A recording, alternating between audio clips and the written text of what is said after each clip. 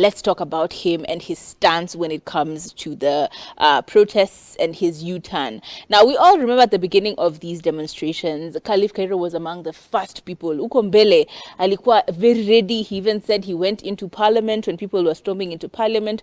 Like, he was one of the four runners when it comes to protesting and fighting for our rights and rejecting the finance bill. But very quickly after, he said he was not going to attend the next week's protests.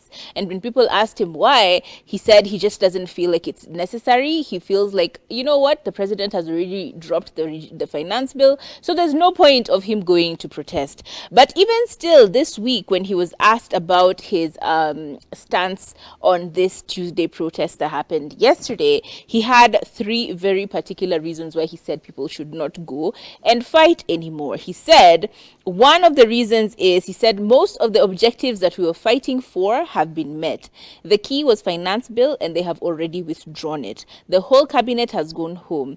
IG Kome has resigned, and now the president is saying Kazim Tahani is coming back. So I am going to appeal that we give it another different approach and see if it works. That was number one. He said number two, the problem that Kenyans have, even if Ruto resigns today and Gachagua takes over, or even Waitangula, is that they're not saints. So this is the thing that we need to, this is the thing that needs a very clear plan, and that will only work if we start recalling MPs or for elections and send everyone else home. And finally, he said that the reason why he also doesn't want people to go out in the streets is because the economy is in turmoil. The police don't even know how to act anymore. Actually, I didn't like that he said that. He said, so for now, we just need to we're putting the country at risk. We are putting the economy under stress. I am telling you I'm telling you this as your leader.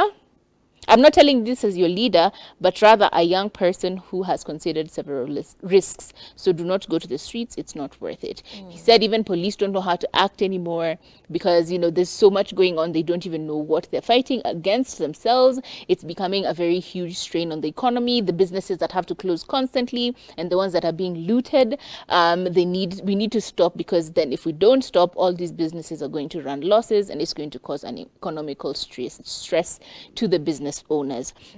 But a lot of people are now getting mad at him because they say, one, it feels like he's sounding like he's already shifted goalposts and he's with the president's camp, and people are even claiming that he's been allegedly paid off so he can change the narrative. And a lot of people are very disappointed in him. In fact, if you go on his X feed, it's just people being disappointed in the comment section saying, oh, Melipwa, where's Nini? And honestly, it feels like a little bit of a betrayal, because if you are going to be this vocal about something, stand with it. If you are tired of doing it, or if you no longer want to do it, just let the people who are fighting fight for what they're fighting for, because kiatu kinakuuma kila mtu inauma kila mtu in a different way. Where your shoe is pinching you is not the same place as where my shoe is pinching me. I remember he was even being very rude and saying that if we keep protesting and we end up breaking the country's economy, he has money. He can move to a different country and start setting up roots in a different country. But us, the poor people, where are we going to go? And that made me so infuriated, because I'm like, you see, the mentality is not the same.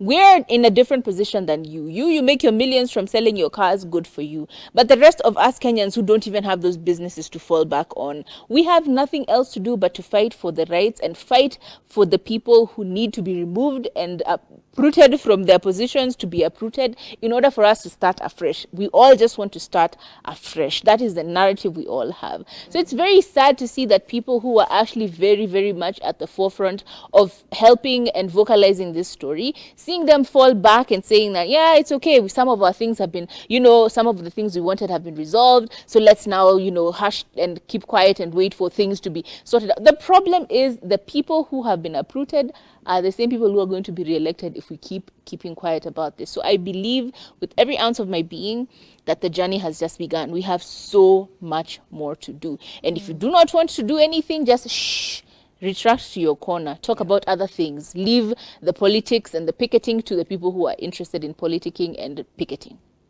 personally, I do not think that Kairo has been paid off. Of course. I feel like it's just an issue of tone. He has a tone issue. Sometimes when he says something, it comes off as Abrasive, I am yeah. from my high horse looking down at you. And qua ground, it's not the same person who was protesting side by side. You know, it's not the person who stormed parliament with his fellow Kenyans. It's not the same person who was drenched in the itchy water with his fellow Kenyans. So it's very contrasting personalities. And then let us also remember that our realities are very different.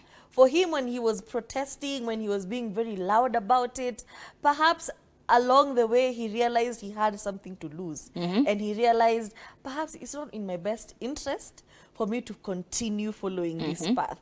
And that was his personal decision. But for you to come, you know, to use your platform and come and say, hey, since I will not be doing this, You also shouldn't. It's no longer Serving sustainable me. for me, or maybe it's a threat to, you know, my livelihood, or a threat to, because he has been threatened. People saying they're going to loot his car yard or attack his businesses. So I do understand the fear and the reservation you're going to get, especially when you start saying things like, oh, I thought the president already met our needs. Why are you guys going back to the streets?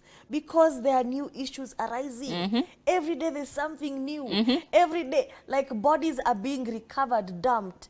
And now another person is trying to be pinned for The that blame. murder. Serial murderer. 32-year-old man. What do you mean? This person is being, he killed his wife and then went on a spree of Everybody, killing women. his neighbors have never, he's a single man who sells SIM cards. The mother of this wife is now reporting the case 2 years after disappearance. You see, like the math is not mathing. Even the evidence, it was new evidence, new sellotape. And I'm just like, hey, they were wrapped in gunias and canvas. You want to say he had sellotape and he didn't use it? For what reason? So I feel like for him, his realities became very real. Yes, when he sat down with the billionaire and had lunch with the billionaire, and He the billionaire realized told him, oh, you know, the economy, he people has a are lot to moving lose. out of the country, people are moving the investments out of the country. Now he's realizing, oh yeah, by the way, the people who are moving out of the country are my customers. If they all move out of the country, who will I sell these cars to? People are in different situations. Osama Otero, same thing. People are in very different realities. We just need to realize that simply because yours is ended doesn't mean everyone else's case has ended with the government. True or false? True. And right